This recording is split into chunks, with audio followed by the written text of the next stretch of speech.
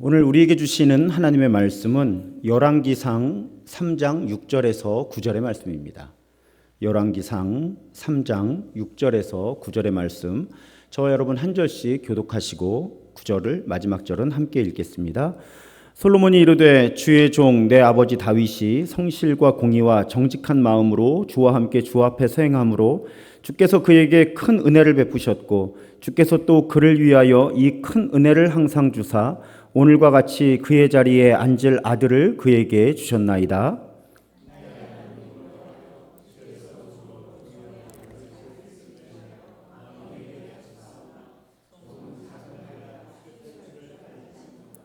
주께서 택하신 백성 가운데 있나이다. 그들은 큰 백성이라 수요가 많아서 셀 수도 없고 기록할 수도 없사오니 누가 주의 이 많은 백성을 재판할 수 있사오리이까.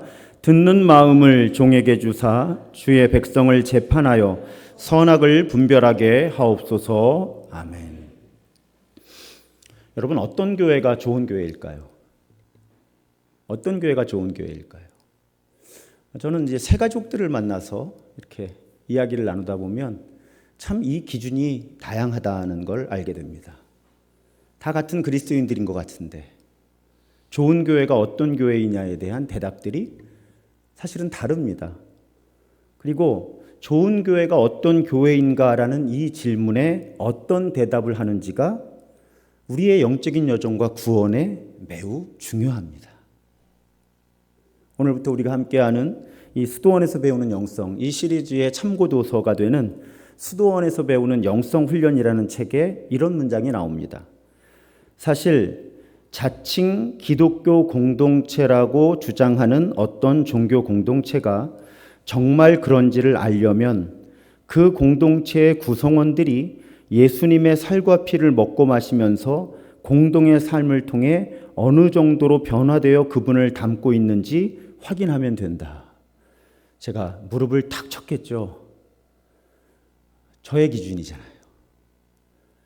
제가 늘 나누는 말씀이잖아요. 어떤 교회가 좋은 교회냐? 어떤 기독교 공동체가 정말 기독교 공동체인지를 알려면 사람이 얼마나 많이 모이느냐? 재정이 얼마나 많으냐? 얼마나 활발하게 사역을 하느냐? 이런 기준이 가장 앞에 있어서는 안 된다.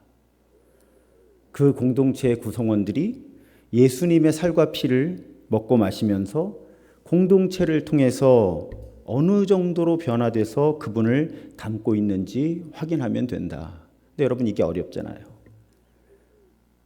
누가 얼마나 예수를 닮고 있는지를 어떻게 확인을 하겠어요? 그러니까 우리는 자꾸 눈에 쉽게 보이고 측정 가능한 지표들을 가지고 우리 교회가 좋은 교회다라는 걸 확인하고 싶어 하죠. 그러는 사이에 어쩌면 제일 중요한 가치를 놓치고 있지는 않은가. 담임 목사로서 항상 그런 질문을 품고 살아갑니다. 이 수도원에서 배우는 영성훈련이라는 책을 쓴 데니스 오콤이라는 분이요, 사실은 이런 거예요. 만약에 수도사가 이 책을 썼으면 제가 이 책을 도움이 되는 자료로 선택하지를 않습니다. 왜요? 수도사니까 당연히 수도원에서 배우고 싶죠, 영성을. 그렇잖아요? 심지어는 수도사가 아니더라도 이 책이 로마 가톨릭이나 성공회에 소속된 저자가 쓴 책이어도 제가 이 책을 설교 시리즈로 가져오질 않았을 거예요. 왜냐하면 로마 가톨릭이나 성공회는 이 수도원 전통이 아무래도 우리 개신교회보다는 가까이 있기 때문이죠. 근데 제가 이 책을 우리 수요 치유 예배의 설교 시리즈의 참고 자료로 선택한 이유가 있어요. 이 책의 저자 데니스 오콤이 오순절교회에서 태어났어요. 우리식으로 하면 순복음교회에서 태어났다고 하면 될까요? 그리고 침례교회에서 자라났어요. 그리고 이 책을 쓸 때는 장로교회의 교인이었어요. 그러니까 그냥 우리 흔히 쓰는 말로 뼛속 깊이 개신교인인 거죠. 개신교회의 여러 다양한 교단, 사실은 다양한 유형의 전통에서 태어났고 성장했고 교회를 이루고 있었던 거죠. 근데 이분이 어느 날 문제의식을 느낀 거예요. 본인이 우연히, 쉽게 말씀드리면 이렇게 리트릿이라고 그러죠. 제가 이번에 다녀온 것처럼 이렇게 시간을 보내러 쉬러 들어갔는데 누가 베네딕트 수도원을 소개를 해서 그냥 이렇게 내키지 않는 마음으로 방문을 했다가 어느 날 그 방문을 통해서 수도원 전통과 수도원 영성에 관심을 갖게 된 거죠. 근데 관심을 갖고 공부를 하고 이제 기회가 될 때마다 수도원에 가서 머물면서 리트릿을 하면서 몇 년을 지나는 거예요. 그 몇 년을 지나는 동안 우리 개신교회가 갖고 있는 어떤 영성과 실천의 약점이 있는데 그 약점을 극복하기 위해서는 이 수도원 영성에서 우리 개신교회가 배워야 되겠구나라는 그런 강의를 시작하게 된 거죠. 이제 그런 강의를 오래 지속한 후에 이 데니스 오콤이 그런 얘기를 합니다. 만약에 그때 내가 정말 수도원 영성에서 배워야 된다 하는 그 순간 그 지점에 책을 썼으면 결코 좋은 책을 쓸 수 없었을 것이다. 그런데 꽤 오랜 시간 책을 쓰겠다는 생각이 없이 본인이 그런 공동체에서 배우고 또 직업이 교수니까요.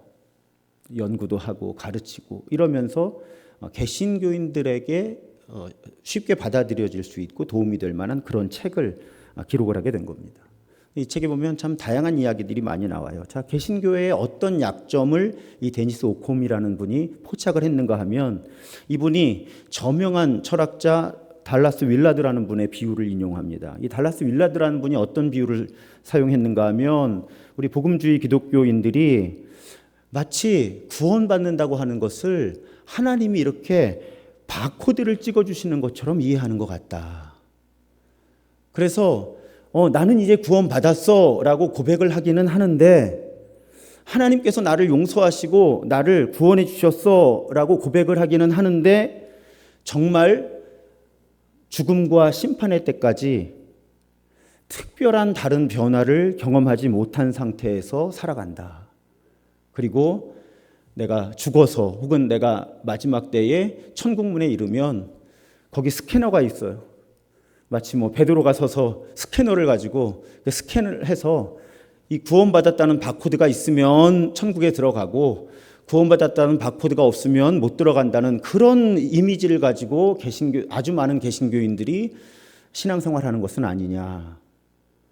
이런 문제 제기를 하는 거죠. 미국의 개신교인들도 그런가 봅니다. 제가 관찰하는 한국의 개신교인들도 그런 분들이 꽤 많이 있어요. 내가 영접 기도를 했어요. 내가 이제 죽으면 언제 죽어도 천당 간다고 믿게 됐어요. 그럼 나는 이제 구원의 확신을 가진 거예요. 그걸 마치 뭔가 나에게 바코드가 새겨진 것처럼. 근데 정말 그 순간부터 그날이 올 때까지 죽음 혹은 마지막 심판이 올 때까지 얼마나 그 사람이 변화하느냐. 이 질문에 전반적으로 개신교인들이 취약하다. 그래서 최근에 매일 기도회 때도 이 말씀을 여러 번 드렸습니다. 우리를 구원하는 은총 몇 가지로 나눌 수 있지만 대표적으로 칭의의 은총과 성화의 은총이라는 용어를 많이 아마 들어보셨을 거예요. 칭의의 은총은 실질적인 우리의 변화 없이도 우리를 의롭다고 선언하시는 은총이라고 배우셨을 겁니다. 성화의 은총은 무엇입니까? 우리가 실제로 하나님의 형상을 회복해가는 하나님의 성품을 닮아가는 과정인 거죠. 여러분, 우리는 예수 그리스도를 믿는 믿음으로 거듭납니다. 새로운 피조물이 되는 거예요. 분명합니다. 믿음으로 거듭나는 거예요. 문제는 이 거듭남이라고 하는 것은 아이가 새로 태어나는 것과 같다는 거죠. 새로 태어난 아이는 성장하고 성숙해 가야만 하는 거예요. 그러니까 우리는 이미 거듭났지만 예수 그리스도를 닮은 존재로 끊임없이 새롭게 빚어져야 하는 거죠. 그러니까 칭의의 은총과 성화의 은총을 함께 끌어안아야 우리의 구원을 제대로 이해할 수 있는 거예요. 그런데 전통적으로 한국의 개신교회가 칭의와 성화의 은총 두 가지를 잘 끌어안지를 못한 거죠. 아까 데니스 오콤이 또 달라스 윌라드가 지적하는 것처럼 미국의 개신교인들이 그랬던 것처럼 칭의의 은총을 굉장히 강하게 끌어안는 겁니다. 그래서 전도할 때 전도지 가지고 복음을 전하고 영접기도 하면 네가 이제 예수를 영접했으니까 죽어도 천당 간다 해서 사실은 그 다음에 이어지는 과정이 매우 취약한 교회들이 많이 늘어났던 거죠. 그러니까 한 덩어리로 보는 거예요. 거듭남과 구원의 완성을. 이것 때문에 갈등하는 교인들이 꽤 많이 있어요. 저도 풍성한 삶의 첫걸음을 강의를 하니까 알 수 있는 거죠. 교인들하고 왕따반도 하고 계속 이야기를 해보면 거듭남에 대한 자신이 없어요. 왜 없는가? 거듭나면 완전하게 된다고 믿는 분들이 의외로 많은 거예요. 제 주변에. 우리 교인들 가운데도. 그러니까 내가 완전한 사람이 분명히 아니니까 나는 거듭나지도 못했다고 생각하게 되는 거죠. 이게 한쪽 극단이고 이런 분들이. 다른 쪽 극단은 거듭나서 난 이제 구원이 완성됐다고 믿고 그리 예수님을 닮아가려고 하지 않는 분들이 이쪽 극단에 있는 거예요. 이런 개신교인들이 꽤 많은 겁니다. 우리 교회도 많으니까요. 그러니까 적어도 두 개의 요소를 다 이해하고 이 두 요소가 함께 우리의 구원을 이루는 요소라는 것을 받아들여야 성경적인 구원관이 마련이 되는 거예요. 데니스 오콤 바로 그런 문제를 지적하는 겁니다. 그러니까 전통적으로 개신교회가 칭의에는 장점이 있지만 성화에 약점이 많다. 그렇다면 어떻게 그런 특징을 가진 개신교회가 이 성화의 과정을 잘 이해하고 연습해 갈 수 있을까? 그 대안 중에 하나로 수도원의 영성을 제안한 거죠. 이 데니스 오콤이 또 많은 사람이 지난 주일 설교하고 따로 기획을 했는데 이게 시기적으로 딱 이렇게 맞물린 거예요. 지난 주일과 오늘. 지난 주일에 우리 신수도원 주일이라는 용어가 있다. 이미 30년도 더 됐다.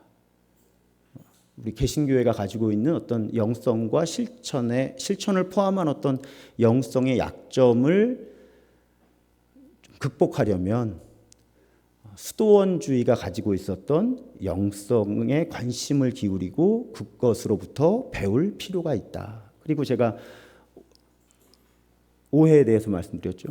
수도원 영성은 로마 가톨릭의 영성과 다르다. 적어도 초기 수도원의 영성일수록 더욱 그렇다. 베네딕트 수도원, 이 오크홈도 베네딕트 수도원과 그 베네딕트의 규칙을 언급을 하는데 그러면 적어도 개신교회가 태동하기 1000년 전에 만들어지기 시작한 다듬어지기 시작한 체계화된 그런 영성과 실천이라고 할 수 있다. 제가 지난 주일에 그렇게 설명을 드렸습니다. 그래서 앞으로 우리 데니스 오콤이라는 분의 안내를 받으면서 7가지의 영성을 살펴볼 겁니다. 경청 오늘 시작해서요. 청빈, 복종, 겸손, 환대, 착실함, 균형 이렇게 7가지 영성을 데니스 오크홈의 그 수도원으로부터 배우는 영성훈련이라는 책의 흐름을 따라서 함께 살펴보려고 합니다. 오늘이 그 첫 주제죠. 경청, 듣는 법을 배우는 것에 관한 내용입니다. 본래 우리 그리스도교의 영성이 그 토대가 듣는 영성이에요, 사실은. 오늘 본문이 성경의 여러 본문 가운데 어떤 본문을 선택할까 하다가 열왕기상 3장의 본문을 선택했습니다. 자, 이제 솔로몬이 막 왕이 되었을 때 하나님이 솔로몬의 꿈에 나타나십니다. 솔로몬이 구하는 것을 주시겠다고 말씀을 하시죠. 참 설교 많이 들었던 본문입니다. 저도 어릴 때부터. 근데 여러분, 제가 오해를 했더라고요. 저는 솔로몬이 지혜를 구했다고 배웠어요. 솔로몬이 하나님께 지혜를 구했다. 그리고 이것을 기뻐하신 하나님께서 지혜뿐만 아니라 부와 모든 영광을 솔로몬에게 주시겠다고 말씀하셨다. 금도끼, 은도끼 이야기가 생각나더라고요. 이 도끼가 네 도끼냐? 아닙니다. 이 도끼가 네 도끼냐? 아닙니다. 제 도끼는 이것입니다. 그럼 너 다 가져라. 약간 이런 일이 일어난 거죠. 근데 여러분, 본문을 읽어보면요. 솔로몬이 직접 지혜라는 단어를 사용한 적이 없어요. 솔로몬은 지혜를 구하지 않았습니다. 오늘 본문 9절을 보시면요. 누가 주의 이 많은 백성을 재판할 수 있사오리이까 듣는 마음을 종에게 주사 이렇게. 솔로몬이 구한 건 듣는 마음이었어요. 또 제가 의심이 많잖아요. 히브리어 원서를 찾아보니까 정말 듣는 마음이에요. 듣는 마음을 달라고 한 거예요. 혹은 이해하는 마음을 달라고 한 거예요. 왜? 맥락이 온통 재판 이야기잖아요. 왕으로서 재판을 해야 하는데 자신이 없습니다. 그러니 듣는 마음을 저에게 주셔서 재판을 잘해서 이 선과 악을 분별하게 해주십시오. 그러니까 솔로몬이 이 듣는 마음이라는 단어를 사용한 맥락은 재판이고, 솔로몬은 재판을 할 때 양쪽 이야기를 잘 듣고, 그리고 하나님의 말씀을 잘 듣고, 그래서 무엇이 옳고 무엇이 그른지를 분별하는 능력을 하나님께 구했다는 거예요. 하나님은 그렇게 솔로몬이 듣는 마음을 구한 것을 지혜라고 말씀하신 거죠. 그러니까 지혜라는 단어를 사용한 건 솔로몬이 아니라 하나님이세요. 솔로몬은 듣는 마음을 구했고 하나님께서 네가 나에게 지혜를 구했다. 그러니까 이 맥락에서 지혜는 듣는 마음이라는 것입니다. 듣는 마음. 이 듣는 마음이 우리 영성의 토대가 된다는 거예요. 더 확대를 하면 듣고 이해하는 혹은 듣고 이해하고 분별하는 그런 마음, 그런 마음이 우리 그리스도의 영성의 토대라는 말씀이죠. 야고보서의 가르침이 뒷받침해 줍니다. 야고보서 읽으면서 우리 말에 대한 이야기를 많이 나눴잖아요. 본문이 많이 나오니까 말에 대한 이야기가 1장 19절에 보면 내 사랑하는 형제들아 너희가 알지니 사람마다 듣기는 속히 하고 말하기는 더디하며 이렇게 되어 있죠. 듣기는 속히 하고 말하기는 더디하며 이것이 우리의 영성의 토대입니다. 듣기는 속히 하고 말하기는 더디하는 것. 자, 그러면 어떻게 하면 우리가 이렇게 듣는 연습을 잘할 수 있을까? 여러분, 듣는 연습을 하려고 하시면 안 되고요. 더 쉬운 방법을 알려드릴게요. 침묵을 연습해야 되는 거예요. 침묵을 연습해야 되는 거예요. 침묵을 연습하면 듣는 능력이 생겨요. 침묵을 연습하면. 침묵을 하면 듣는 힘이 생기는 거예요. 그래서 여러분, 이 듣는 마음이 영성의 토대이기 때문에 어떤 수도원 공동체든지 그 생활의 리듬 속에 기본, 기초가 침묵이에요. 근데 여러분, 수도원 공동체뿐 아니라 제가 그동안 참여해온 모든 종류의 개신교 영성훈련의 기초도 침묵이었어요. 제가 지금 참여하고 있는 영성훈련도요. 이게 모이잖아요. 리듬이 이렇게 있어요. 매일 거의 동일한 리듬이 반복이 됩니다. 하지만 그 리듬을 형성하고 있는 토대는 침묵이에요. 자, 예배를 드리고 성찬을 나눌 때 이제 성경이 낭독이 되잖아요. 그 성경이 낭독될 때 많은 침묵이 사이사이에 놓여요. 자, 어떤 강의를 듣든지 강의를 들은 다음에 1시간 동안 침묵하면서 생각해야 합니다. 그 강의를 통해 받은 질문에 대해서. 심지어는 소그룹 모임을 할 때도 한 사람이 이야기하고 그 다음 사람이 이야기하는 그 사이에 아주 의도적인 침묵을 함께 하는 거예요. 특히 매일 저녁 기도, 밤 기도를 마치고 나면 다음 날 아침 기도를 위해 모일 때까지 약 10시간에서 11시간을 혼자 침묵해야 합니다. 사실은 하루의 절반이 이 대침묵이라고 부르는 침묵인 거예요. 그러니까 하루가 24시간인데 벌써 대침묵이 한 11시간 정도 돼요. 그러니까 거의 절반이 대침묵이고요. 나머지 시간도 무엇을 하든지 그 사이사이에 다 침묵이 자리를 잡고 있는 거예요. 이것이 우리 영성의 토대가 되어야 마땅하기 때문에 그런 겁니다. 그럼 왜 침묵이 중요한가? 오늘 주제가 듣는 경청에 관한 거잖아요. 침묵을 해야 들려요. 침묵을 해야 들리는 겁니다, 사실은. 침묵할 때 비로소 내 내면의 목소리가 들리기 시작해요. 다른 사람의 목소리가 들리기 시작합니다. 하나님의 목소리에 귀를 기울일 수 있는 능력이 회복돼요. 우리는 끊임없이 우리 안팎에 소음을 만들어냅니다. 그래서 저와 함께 영성훈련을 하시는 분들이나 기도하시는 분들이 처음에 침묵할 때 어려운 거예요. 왜? 밖의 소리를 조용하게 만들잖아요.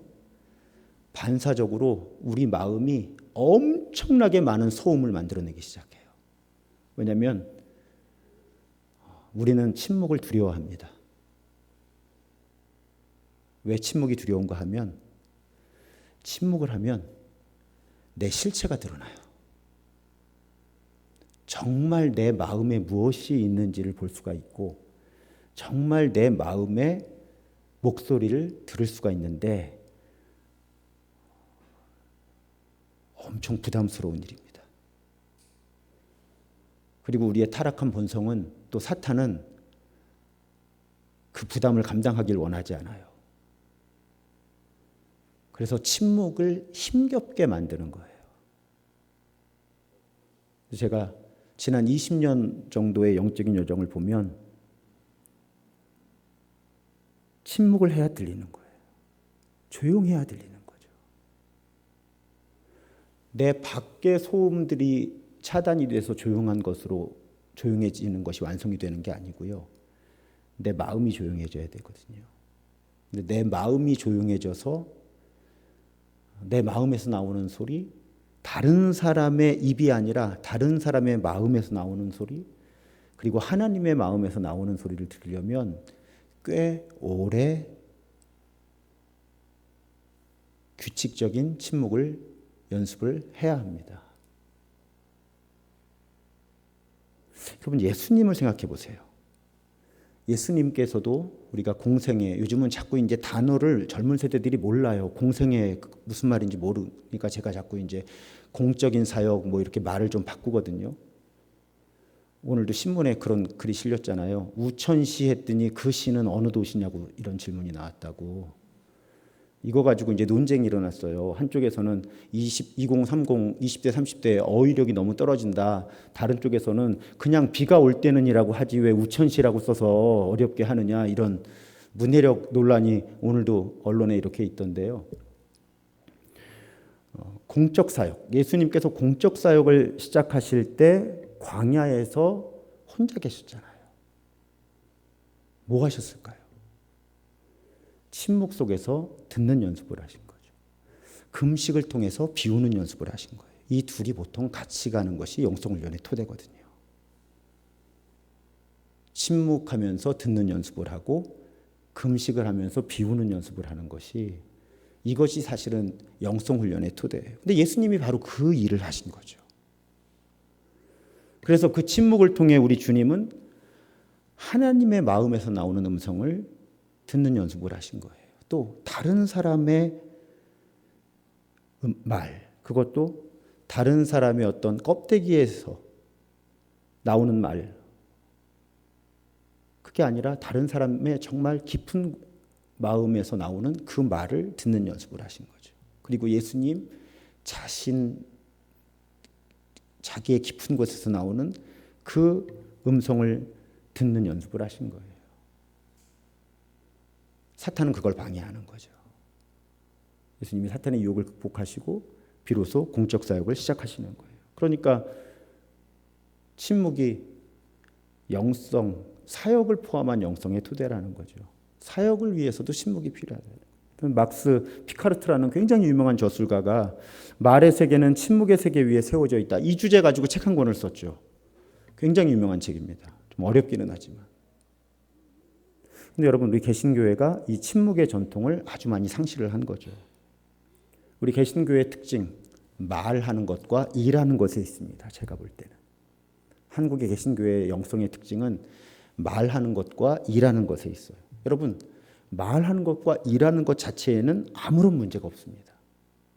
문제는 침묵의 기초, 침묵을 통해서 듣는 기초가 튼튼하지 않은 상태에서 많은 말을 하고 많은 일을 하면 어려움이 생기는 거예요. 진정한 영성의 토대가 침묵을 근거로 해서, 침묵을 기초로 해서 듣는 것에 있기 때문에, 침묵을 기초로 해서 듣는 토대가 튼튼하지 않은 상태에서 많은 말을 하고 많은 일을 하면 우리의 영적인 성장에는 분명히 무엇인가 문제가 발생을 합니다. 저는 직접 그 수많은 문제점들을 아주 오랫동안 겪었던 거예요. 뭐가 문제인지도 모르면서 말이죠. 내가 왜 그리스도인으로서 행복하지 않은지, 내가 왜 한 사람의 목회자로서 길을 찾지 못하는지, 그 근본적인 영적인 이유는 저의 침묵이 튼튼하지 않고 침묵이 튼튼하지 않은 상태에서 듣는 습관도 제대로 마련되지 않은 상태에서 목회자로서 너무나 많은 말을 하고 또 목회자로서 너무 많은 일을 하기 때문에 그것이 저의 영적인 위기와 연결되어 왔던 거죠. 가장 고통스러운 건 지금 여러분과 나누는 이 주제를 알고 난 다음에도 바꿀 수가 없었다는 겁니다.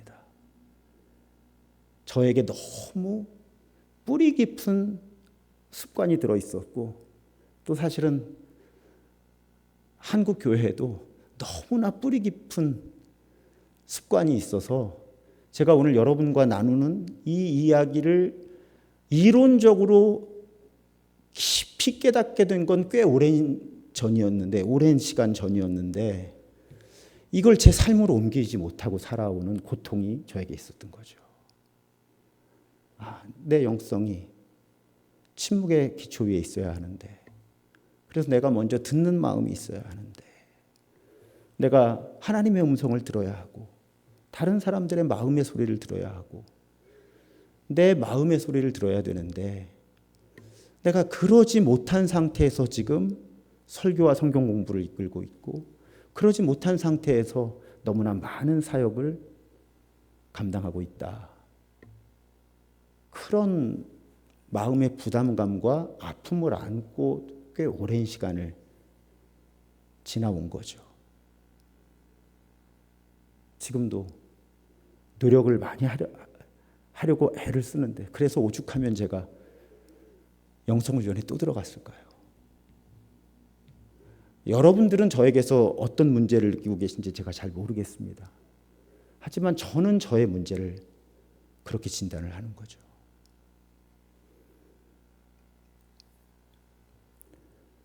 특히 우리 개신교회는 예배 시간에도 침묵의 자리가 거의 없죠. 계속 뭔가로 채워야 되는 거예요. 뭔가를 보여주거나 뭔가를 들려주거나 뭔가가 움직이거나 이런 것들이죠. 하나님을 예배할 때도 끊임없이 무엇인가로 그 시간과 공간을 채워야 우리가 편안해지는 문화. 사실은 그 문화가 예배의 세속화와 아주 직접 연결이 됩니다. 그래서 누군가 그런 개신교의 문화를 이렇게 비꼬았어요.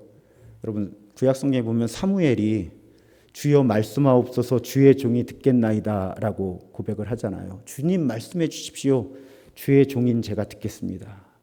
사무엘은 그렇게 고백했는데 많은 개신교인들은 종종 주님 들으세요. 이제 주의 종이 말할 겁니다. 라는 태도를 갖는다는 거죠.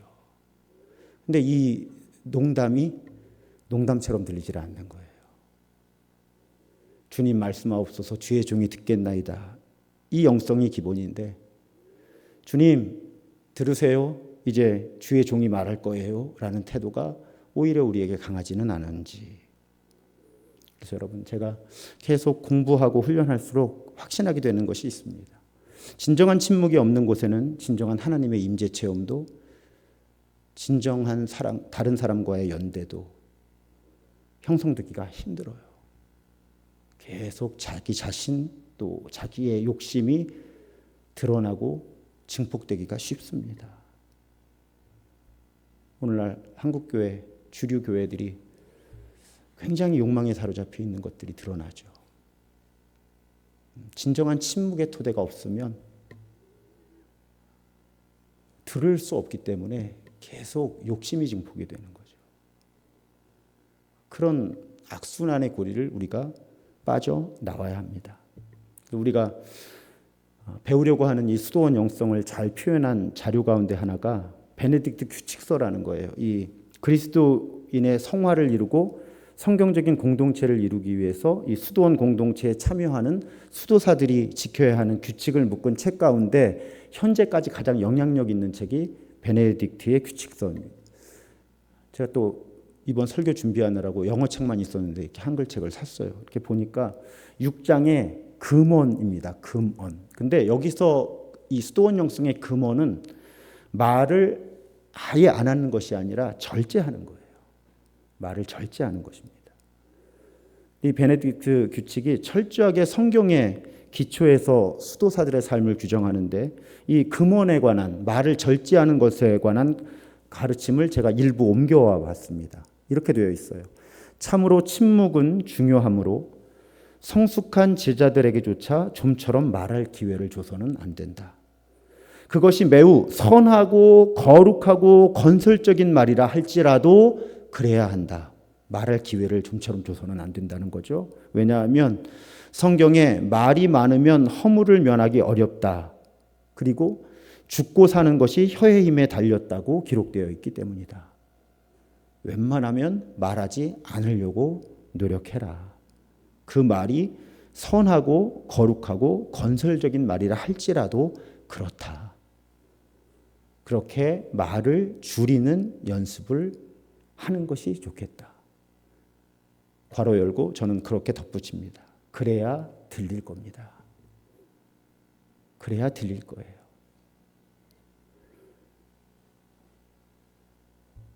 우리가 정말 튼튼한 침묵의 연습 위에서 듣는 마음이 생기면 하나님의 음성을 듣게 되고 다른 사람의 말, 그런데 그냥 정보가 들리는 게 아니라 공감적 경청이라고 그러잖아요.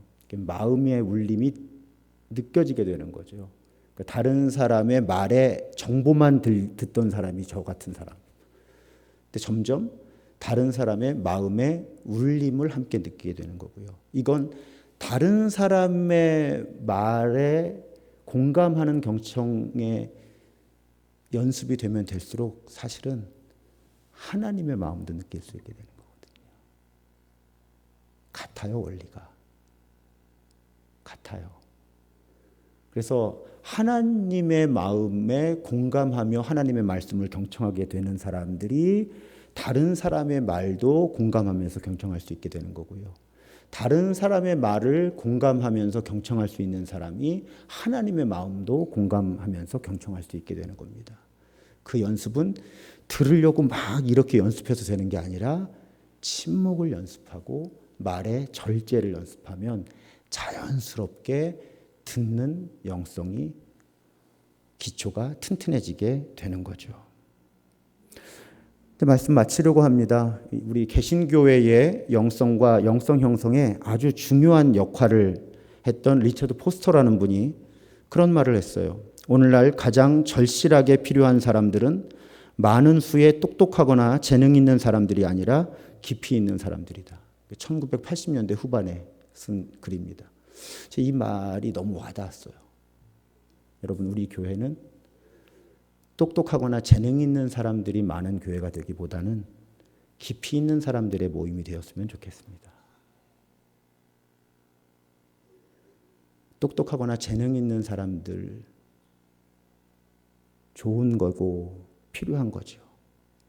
하지만 그 이전에 우리는 깊이 있는 사람들이 되었으면 좋겠습니다. 그리고 이번 수도원에서 배우는 영성 시리즈를 지나는 동안 그렇게 우리가 더 똑똑하고 능력 있는 사람이 되기보다는 더 깊이 있는 사람들이 되기를 기도하면서 오늘 첫 말씀을 전했습니다. 우리 더 깊은 사람이 되는 여정 앞으로 7주 동안 함께 가기를, 그래서 정말 더 깊은 사람들로 빚어지기를 주님의 이름으로 부탁드리고 축복합니다.